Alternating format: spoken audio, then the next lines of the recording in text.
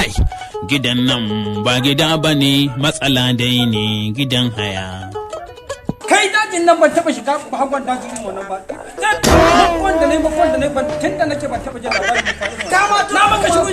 na maka shiru ne ban faɗa maka ba. Ai na yi mantuwa kuwa. Me ka manta? Na manta gatar nan da muka zo faskare. Haba da huru. Yanzu ya za a yi?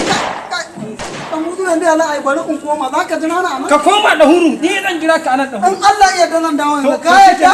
Ina nan anan da huru.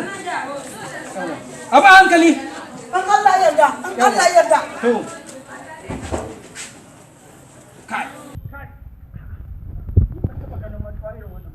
Da dangana kila wancan baya da dangana.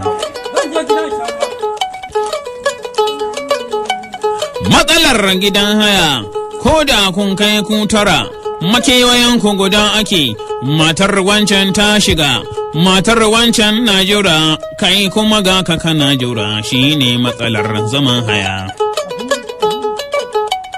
In kana a gidan haya masar Salamu alaikum. Ka dawo? Dan aska na dawo. Da huru. Ina ga karin. Yo ina da kansa wani ya dan. Ya akai haka ni ma har da gida na sha ruwa. Na ga daga kuma ka je ba gatari. Yanzu ka riga ka je gidan har ka shayo ruwa ka jira ni? Kai kuma ka koma da kayan itace kace yanzu baka ga gatari ba. Amma kai mahaukaci ne. Kai na mahaukaci. Kai ka san mahaukaci. Ka san Allah kai mahaukaci. Ka san Allah kai na mahaukaci. Wallahi kai mahaukaci. Kai na mahaukaci. Dan ka san kai mahaukaci. Ka fi na ka. Kai ka ci na da. Wallahi ka ci ba mama. Kai na kana gani da wani mu. Kar ka ba. Kai.